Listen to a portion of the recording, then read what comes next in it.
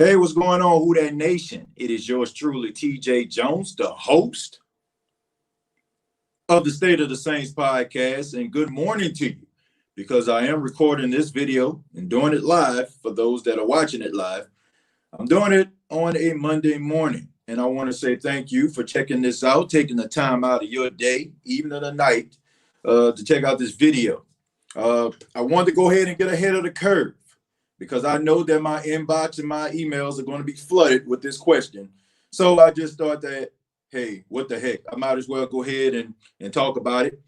Should the New Orleans Saints sign Leonard Fournette? Now, for those that are wondering, why am I talking about Leonard Fournette? You probably didn't find out because, this story actually came out less than an hour ago, okay? The Jacksonville Jaguars have decided to move on from running back Leonard Fournette. Leonard Fournette was the fourth pick in the draft, I think, back in 2017, if I'm not mistaken. We know he came out of LSU. For those that follow the LSU Tigers, the Saints and the LSU Tigers are kind of conjoined. I mean, you rarely ever see somebody that's a fan of the Saints and not a fan of the LSU Tigers. But we know that he comes from New Orleans, man. He's a New Orleans native. He graduated from St. Aug. Shouts out to all the Purple Knights out there, you know what I'm saying, the Marching 100. Y'all know how it go. He has had an up and down career. It's not a surprise to me that the Jacksonville Jaguars did decide to release him. It's not a surprise to me at all. And before I start to get into why I feel that way, I just want to give a special shout out to everybody in the chat that's following in. I see Maria in here, Leo, Shamika, Bucks, Mike. Special shout out to you guys. But to answer your question, do I feel like the New Orleans Saints need to sign Leonard Fournette? Absolutely not. Okay, absolutely not. Look, Who That Nation, I'm just going to be honest with some of you out there. We need to stop acting like we're desperate, okay? Like, it just seems to me like every time a free agent with a name, anytime a young rookie coming out of college with a name, we want the Saints to go out there and move heaven and earth to sign those guys. I mean, it's just the truth. We are so desperate in the Who That Nation. And we're not acting as if we are the same team that have won more games than any other team in the NFL over the past 3 seasons. This isn't like we're talking about a New Orleans Saints team that's 7-9 or 8-8 for the last couple of years. The Saints have won 13-3 in consecutive years, and then they went 12-4. So for all those people out there that are complaining and talking about the New Orleans Saints and talking about how they need to sign this person and that person, man, like, really, like, seriously. Like, it's not even that necessary. It's not even that deep. And look, I get it, man. You want the Saints to maximize their potential. You want to make sure that they dot every I and cross every T. But that's not how football works. That's not the reality of things. The reality is you're going to be strong on one side of the ball. You're probably not going to be as strong on the other side of the ball, because there is a such thing as a salary cap. And you have to make sure that you actually putting a plan in place to make sure that you have the right players and keep those guys that are core guys. Notice I said core guys, because I'm about to transition into really why I feel like the New Orleans Saints should never, ever touch Leonard Fournette. I have a lot of respect for Leonard Fournette as far as, his upside, his skill, and his ability. But I don't respect Leonard Fournette about the way that he has carried himself from the time he was in college to the time, he has been in the pros.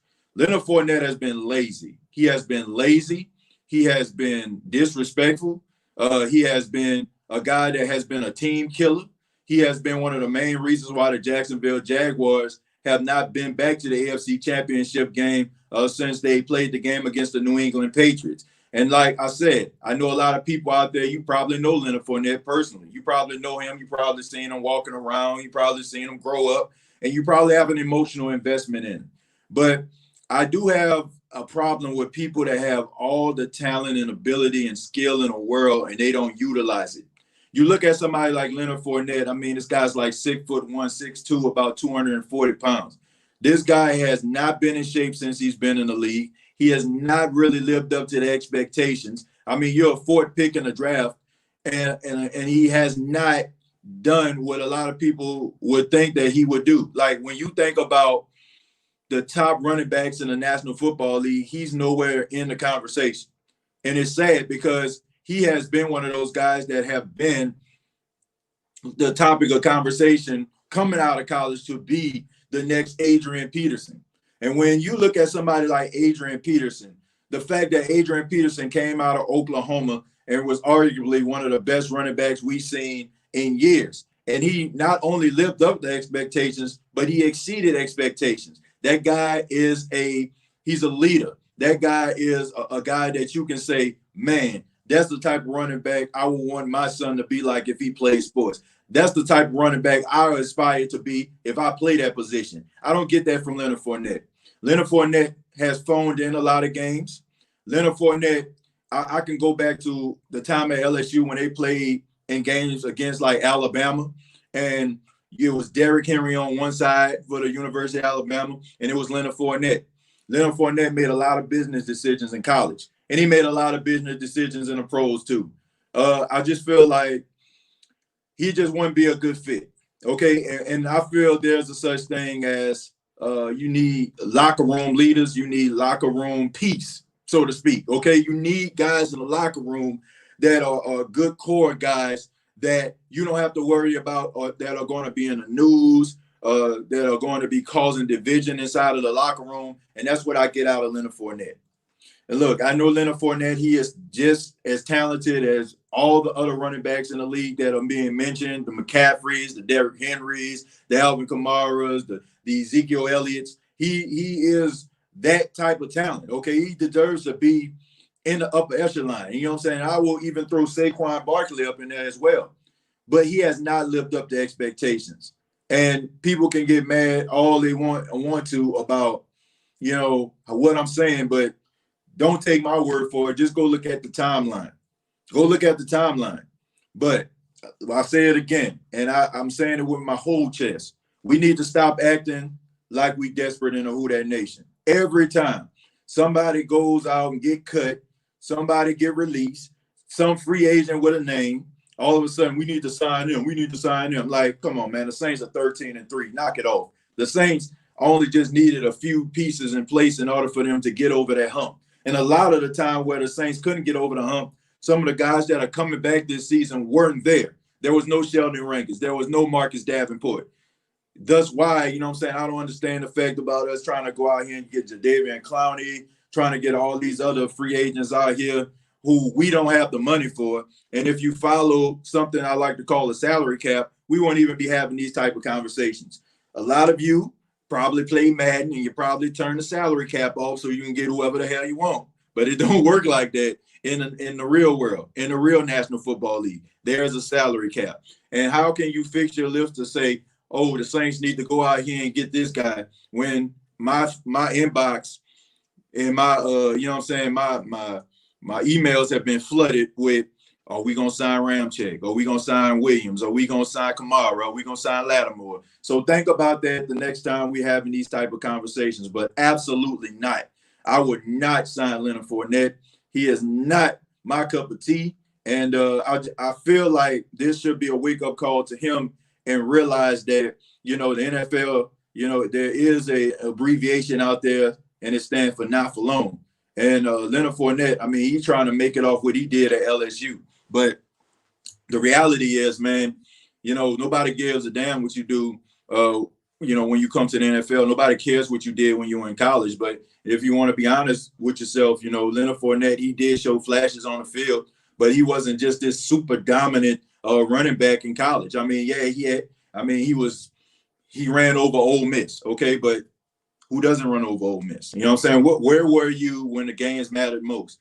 You know, where were you when your team actually needed you in some of these bowl games? And I understand, I know what some people are going to say, well, you know what I'm saying, he had to think about his future with the draft and everything like that. But, you know, sometimes you have to look at players and some of their actions, you know, it can kind of tell you what type of player they're going to be in the future. Okay, it'll tell you what type of player they're going to be in the NFL. I don't think it's a it's a coincidence that people like Jadeveon Clowney, who for some apparent reason Saints fans want, this guy at South Carolina phoned it in a lot of games, and all of a sudden, you know what I'm saying, you look at him in the NFL, I mean, what are you, about 4 or 5 years into it, and he's still out there on the open market. I mean, sometimes, you know, we look at certain stories and we like see guys sitting out, and we see guys, you know what I'm saying, missing games, and we just think, oh, man, you know, they just making business decisions. But, I mean, just look at it. Proof is in the pudding sometimes. I'll go ahead and read some of the chat here. Mike says, watch Tampa, though. I could see them getting, yeah, I can see them going there. I can. I already mentioned that on Twitter, as a matter of fact. I just put that. I said Seattle. I said I can see him in Seattle, or I can see him, you know, I can see him in Tampa. I did mention that. Mark says Kamara was always able to catch DB slipping. Yeah, man, Alvin Kamara is a beast.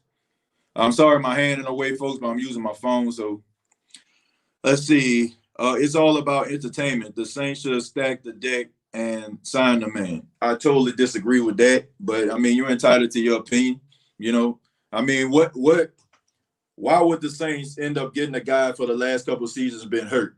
Why would the Saints go out here and get a guy who can't control his emotions and you know what I'm saying, and getting into fist fights and getting suspended? Why would the Saints want to get a guy who constantly shows up late to practice? Why would a guy, you know what I'm saying, why would the Saints want to go out here and get a guy who puts himself first and not the team first? Why? I'm just saying, because what he did in college, or because he can be dominant? Well, you know what I'm saying, like, you know, I got this hand sanitizer right here. I can push this button right here and access hand sanitizer, but I won't right now because I don't have to. So, I mean, we're doing this basically on potential. And right now, I hate to say it, man, Leonard Fournette hasn't done enough for me to be out here talking about, oh, man, we need to get him. I mean, I'm sorry, but he hasn't done enough for me. I mean, we're basically anybody, I feel like, that's saying that we need to get Leonard Fournette right now, it just is because of nostalgia purposes. Like, you just like the guy, he went to LSU. Oh, he a beast. Like, come on, man. Like, knock it off. Like, man, that dude, like, right now, in my opinion, he a team killer. Tremaine says sometimes players only perform when they are happy with their environment. I would at least try him for a year just to see his performance. Man, Tremaine, I'm about to break it down for you, man. I can't take that. You know, I respect your opinion, but me personally, I can't take that. When your team is dominant and, you know what I'm saying, you're leading the league in sacks, and you have, you know what I'm saying, your team is known as Saxonville, and they're actually leaning on you. You're being the bell cow. You are the guy, okay? Think about this. If you are a player in the National Football League, the one thing that you want is to be one of the main reasons why your team is successful. For all my people that ever played organized sports, you wanted to be that guy. Rather it was you playing basketball and you working on those three-point shots in the park, you wanted to be the guy that the team can lean on in clutch situations to shoot that three, to make it, to give your team that lead or give the team the win. If you played football, whatever position that you played, you wanted to be the deciding factor to help that your team be successful, to get over that hump, if you will. Leonard Fournette was the bell cow back. Can we all agree that Blake Bortles was a bust? Okay, Blake Bortles couldn't hit the back of a barn door. He couldn't hit water in a boat. Okay, so the fact is, Leonard Fournette was the guy that the Jacksonville Jaguars leaned on. Tom Coughlin, who was the president of operations, drafted Leonard Fournette so they can have a power O offense. You know what I'm saying? Running the football, controlling the time of possession, and playing good defense. I'm sorry, but the fact of the matter is this. He was the guy. So what in the world do you have to complain about? You were the fourth pick in the draft. So what do you have to complain about? So I'm telling you, we can say, oh, man, it's about environments and he wasn't happy and all that kind of stuff. What makes it, I mean, what's going to make him more happy in New Orleans than he would be in Jacksonville? Because as much as we talk about how the Saints don't run the football, as much as we talk about how Saints need to run the football, run the ball, run the football, How in the world is he going to be more happy in New Orleans than he is in Jacksonville? Oh, because he winning? Well, he was winning in Jacksonville. They were winning. They were a game away from the Super Bowl. So how much happiness can the Saints generate for Leonard Fournette? Oh, he back at home. He around people that he recognized. That still ain't going to be enough. You can say what's up to your boys all you want to, okay? But at the end of the day, when you hit the Superdome and you only getting about 9 or 10 carries, I mean, how happy is he going to be? It takes a special type of human being. It takes a special type of player to play in the New Orleans Saints offense. I don't think people understand this.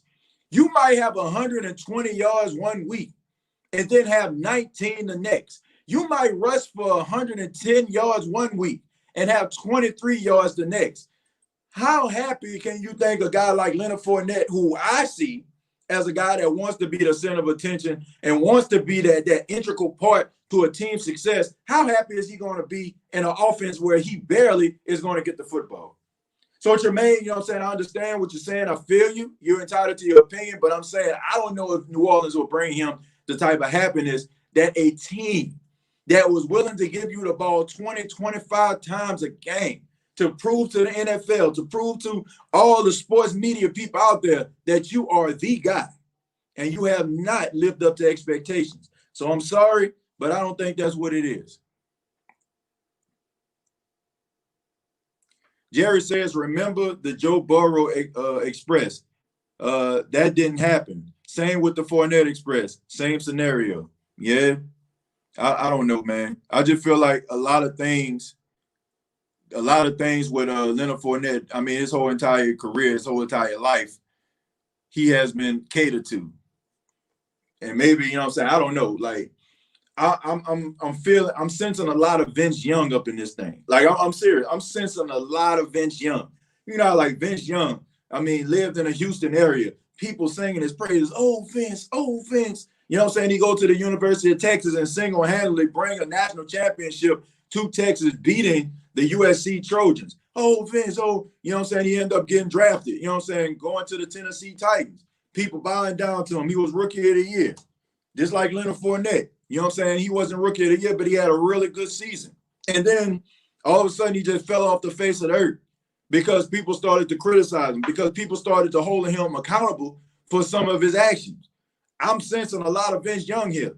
Some players, folks, you know, they need somebody to be patting them on the back and telling them how great they are. And when people aren't, they don't know how to react to it because that's how it's always been their entire life. I feel like everything has been catered to Leonard Fournette. I mean, think about this. Leonard Fournette football games were being played on ESPN. They was giving him the Sebastian Telfair, LeBron James type treatment. You know what I'm saying? You remember when LeBron games, when he went to St. Vincent, was all up on the TV? It was the same way with Leonard Fournette. Leonard Fournette was at the All-Star game, you know what I'm saying, for high school and stuff. That was on national TV. A lot of the games where he played at LSU, even though at this time, as much as I like LSU, they weren't, you know what I'm saying, the LSU that we see right now, they were like middle of the pack when it comes to the SEC. But the games was still on the TV. So the thing about it is, he's always been in the limelight. So now you go to a team that has been a struggling franchise. You go to a team where people aren't going to be holding your hand and telling you how great you are. They expect results. They pick you number 4 in the first round of the draft, and they hold you accountable. Now, all of a sudden, you know what I'm saying? Like, what happened? You know what I'm saying? Like, you getting mad because they holding you accountable? Because these people want a return on their investment? And they not, you know what I'm saying? They not understanding the fact that you're showing up late. They're not understanding the fact that you want to get in fights on the sidelines. Like, give me a break, man. Give me a break. And anybody who's watching this probably think I don't like the dude. I like him. You know what I'm saying? I want to see him succeed. But I'm only going by what I see right now. And right now, I wouldn't want him nowhere near my team. I wouldn't. Leonard Fournette has to learn to be a leader. He has to. He has to learn to be a leader, and he definitely has to learn to take, you know what I'm saying, to be able to, he has to learn how to take accountability. He has to. Mike says, I'm very impressed to hear what our defense is doing this year and all the talk in training camp. Also, TJ, you hear about Drew completing a deep ball in the light scrimmage. Yeah, I heard about that. I heard about that. He threw a couple of 50-yard passes or whatever like that, 50-yard bombs down the field. Yeah, I heard about that, but I need to see it in real time. Like it's one thing, a guy standing stationary, nobody going to hit you, and you throw the ball down the field. And, I do think that it's impressive. I don't want nobody to be like, man, he hating on Drew Brees, man. He don't like Drew. Like, man, I love Drew. Okay, but I need to see it in real time. Chris says, we're going to be real nasty this year. Can't wait to see ID this year. Yeah, me too. I'm looking forward to that. Hopefully they can be able to channel what we're hearing about or the videos that we're seeing. Hopefully we can see that in the regular season. LSU is different from the time he was there. LSU is a passing football team now. Yeah, that's true, Donald. They are a passing football team now, but at the same time, they were a running team when he was there. And what does he play? He plays running back. So, I mean, it was catered to him. The offense of the LSU Tigers was catered to him. So, I don't know. Jermaine says, TJ, that's true. We sometimes forget how young these athletes are. They're under 30. Sometimes you don't learn that people may harshly criticize or may never like you until about 26. Jermaine, I mean, that's true, man. These guys are young. They are young. And I can only imagine, man. Just imagine you go from probably having $150 in your account that your mama probably spent, gave you her last. You wake up one morning, all of a sudden you got 1.5 or 10.5 or $20.5 million in your bank account. Like, I can understand the emotions that you have to be going through, in order for that to be happening in your life. But at the same time, man, you have to learn how to grow up. You got to learn that, teams are expecting you to be professional. Like, I that's why I have a lot of respect for people like Saquon Barkley, man, who came out of Penn State. Saquon Barkley is a guy who was dominant in college. For the most part, he does his thing in the pros. And he's a leader, man. There's a reason why he got a C on his chest in his second year. You don't see Saquon Barkley out here, just trying to be the center of attention. Most of the time, he don't even really celebrate inside the end zone. And I'm not saying because you celebrate in the end zone mean you're not a leader.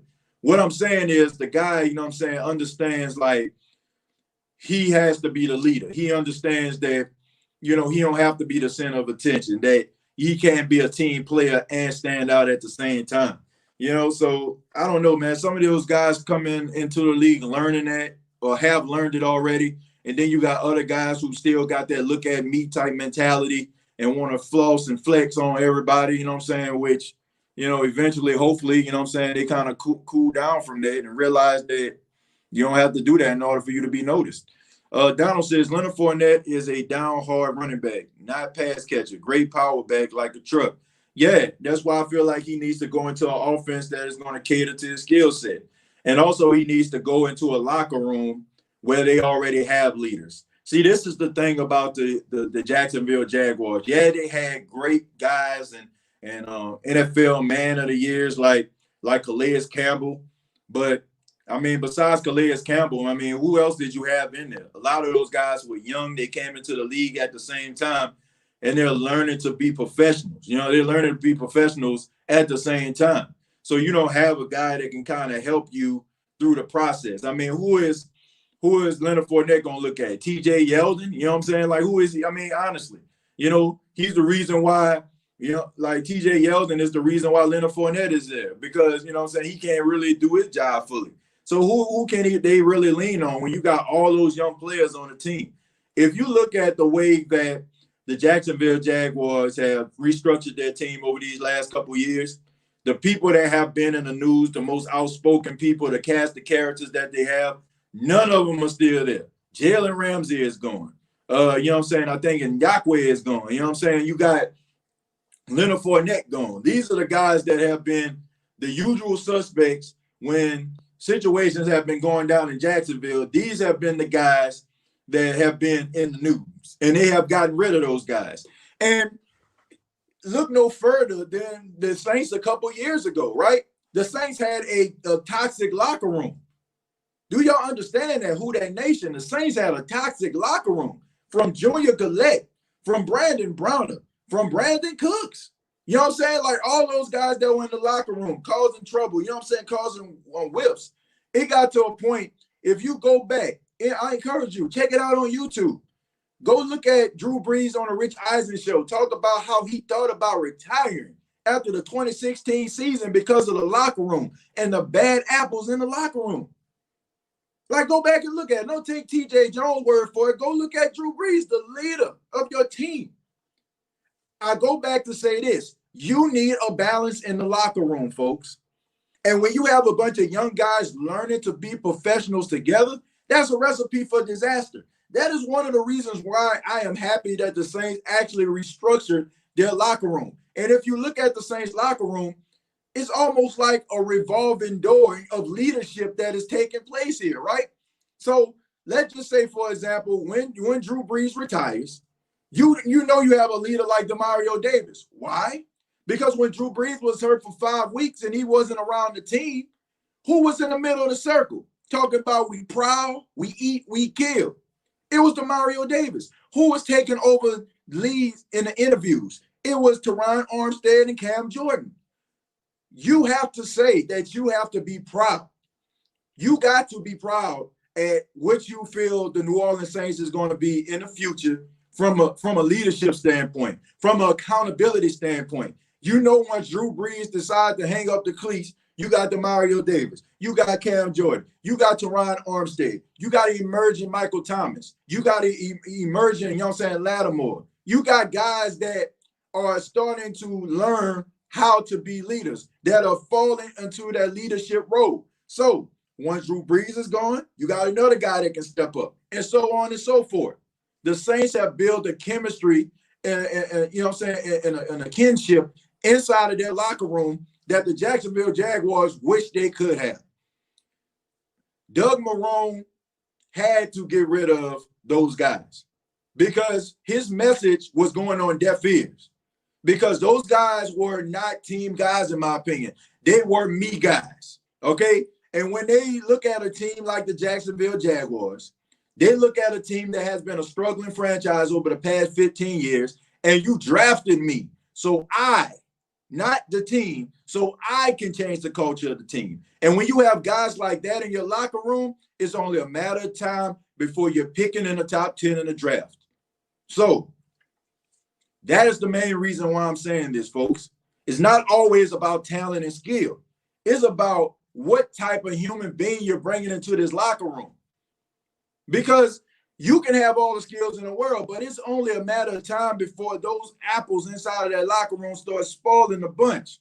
Before sides, you know what I'm saying, for battle lines have been drawn. I'm on this side, on that side. It's only a matter of time.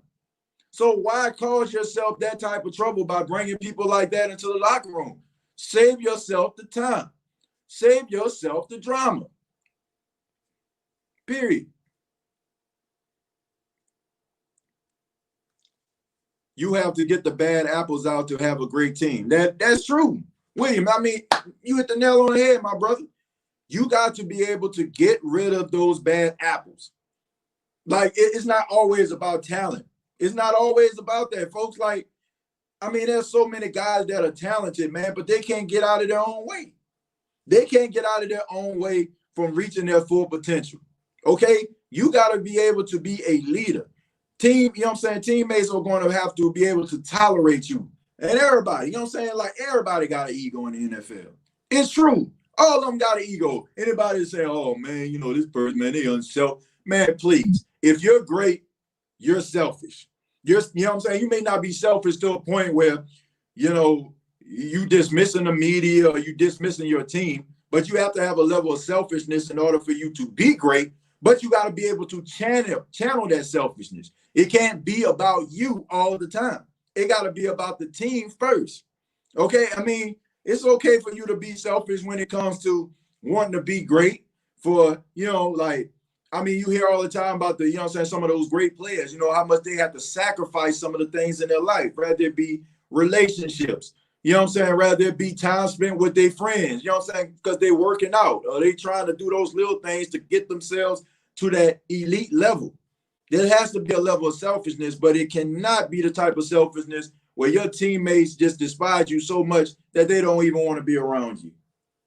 You got to be able to channel that, folks. That's how you generate success.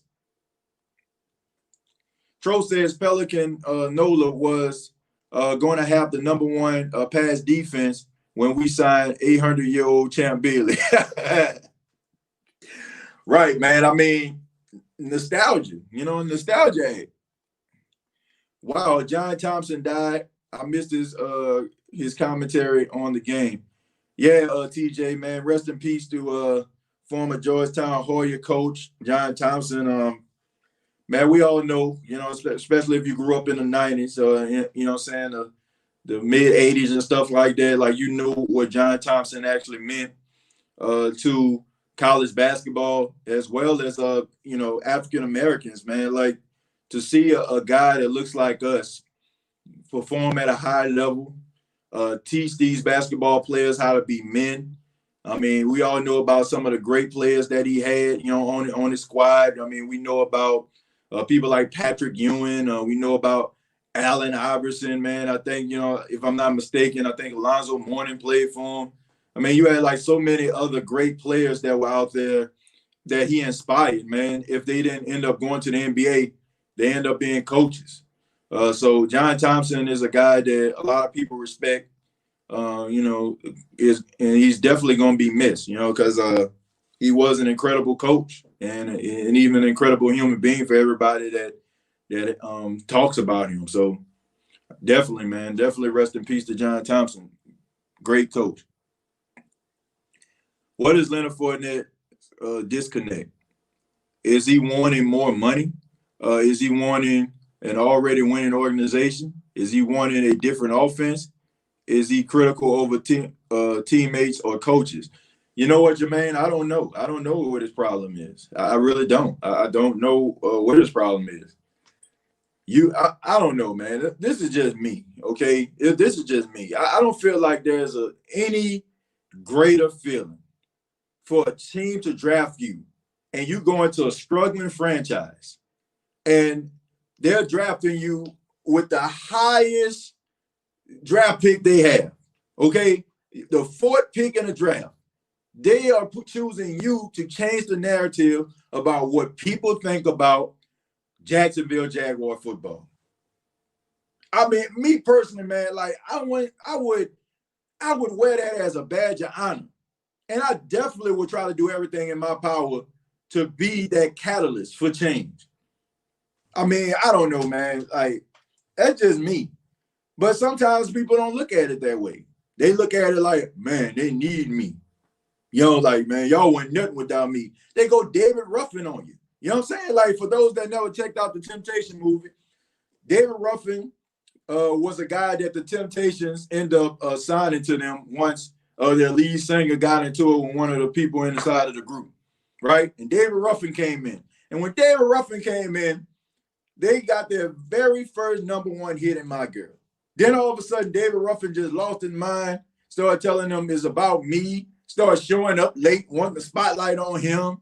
Like, you cannot be a David Ruffin. You know what I'm saying? In an organization that involves temptation. You know what I'm saying? Like, you can't do that. You cannot be David Ruffin, okay? You cannot live your life like David Ruffin. You know what I'm saying? Like on the field or off the field. You know what I'm saying?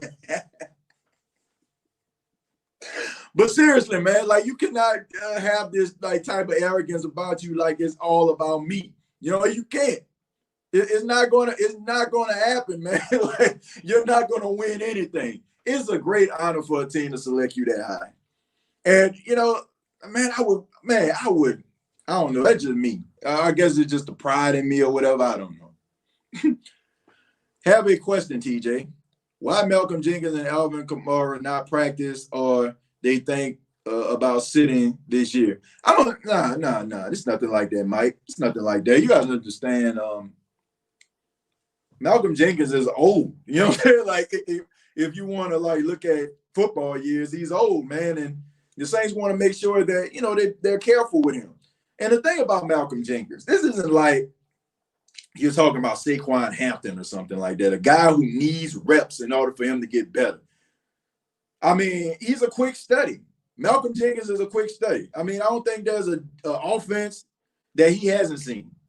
And I think the Saints understand that. I think they understand that they drafted him, so it's not like they don't know his tendencies or who he is as a person. So I think that was more of a business decision, if you will. As far as Alvin Kamara, man, I will say this. One of the reporters asked Sean Payton. They asked him, is Alvin Kamara sitting out having something to do with injury? He did not confirm nor deny that it didn't. So, I mean, take it for what it is. Maybe he's dealing with something. Maybe it's something nagging. I mean, I know he had a stomach bug a couple of days ago. You know what I'm saying? But I don't know, man. But I think we all know what Alvin Kamara is too. So I think by Alvin Kamara being out, it helps guys like Latavius Murray and Ty Montgomery get reps. So I'm not mad at that, as long as he's there for week 1. TJ says, what are you saying about Fournette? Seems to be a pattern with players coming out of LSU. TJ, what I'm saying about him is he needs to grow up. I mean, he needs to grow up and understands the magnitude of the responsibility that has been presented in front of him. I mean, it's just as simple as that. Like, he has a lot of growing up to do. And I think that the Jacksonville Jaguars tried to shop him around before they actually decided to waive him. And nobody wanted to pick him up. And if that ain't humbling, I don't know what is. So that is like teams, that's like your team, as well as other NFL teams telling you, we need to see more out of you. And you can't just make it off what you did in college. You just can't. You know what I mean? Like, you have all the talent in the world, but if you're not being responsible off the field, taking care of your body, making sure that you're not in any type of trouble, if you're not being a professional, showing up on time, staying later to find out the little small things that you can work on, teams don't want anything to do with you. You can have all the talent in the world. You can have an arm like Patrick Mahomes. You can have the accuracy of Drew Brees.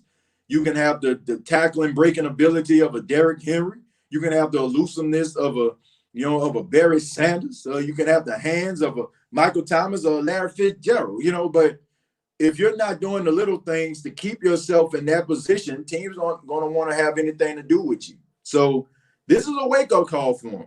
But the lucky thing about this is he's young.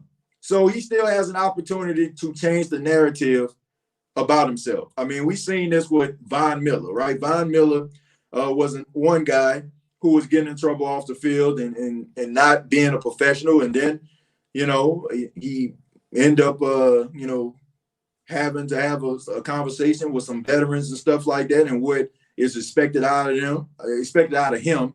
And you haven't heard anything else from Von Miller. I mean, he's been carrying himself as a leader, an upstanding citizen in the NFL. So he can change the narrative, man. It's not too late for him, but he needs to make sure that he's handling up on his business. Brandon Williams says, I agree as far as Leonard Fournette goes. However, I do think we need a better power run option to pair with Kamara unless Murray goes nuts this year. Brandon, me personally, I feel like the reason why we didn't see this is because the Saints haven't used him. They didn't use him. They have not used Latavius Murray the way that you should be using a guy, you know what I'm saying, like, that is a power runner. I haven't seen enough out of him for me to say, somebody better than him. He hasn't gotten an opportunity. He has not gotten an opportunity to step on the field, handle up on his business, and also give us a good sample size of, is this guy the guy or he's not the guy? I feel like anybody that's being critical of Latavius Murray is being unfair. Because the guy, when he comes into the game, he shows flashes. Anytime Sean Payton has asked Latavius Murray to answer the call, he has. We seen it in the Houston Texan game, right? He was barely even used in that game, but he kicked off a 31-yard touchdown. When Alvin Kamara was out for those 2 games, he ran for 100+ yards in 2 weeks. So anybody that's saying that Latavius Murray may not be the answer, I would have to say, when was the question asked? Because he didn't get the opportunity to show us anything.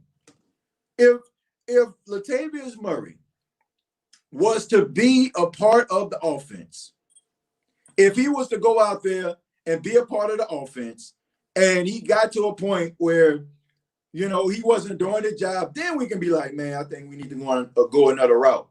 But we haven't seen enough. Like, we basically just going off the fact that he's been on the sidelines. And that's not his fault. Anybody that's been following Latavius Murray since he's been in Oakland, if you get this guy an opportunity, he's going to seize the opportunity. So I can't take that. I really can't. But, folks, I'm about to go ahead and get up out of here, man. I just wanted to answer that question about Leonard Fournette. But I encourage you all to check out the State of the Saints podcast tonight at 7 Eastern, 6 Pacific, 6 Central.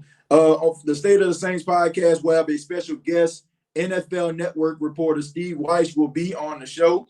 And on this show, we're probably going to be talking about the Saints, but I'm really going to be asking a question about the NFC South and other things going on in the NFL, you know what I'm saying? So if you are a fan of the New Orleans Saints, and I know you have some people that follow the State of the Saints that's not a fan of the New Orleans Saints, you can check it out, man. This is going to probably be one of the most universal interviews that I've done due to the fact that, he worked for the NFL Network, so he has more clarity about different teams. So check it out, man. 7 Eastern, 6 Central, the State of the Saints podcast, special guest, Steve Wyche. You all have a great day, evening, night. Thank you for checking out the State of the Saints podcast. And like always, all I got to say is, who dat?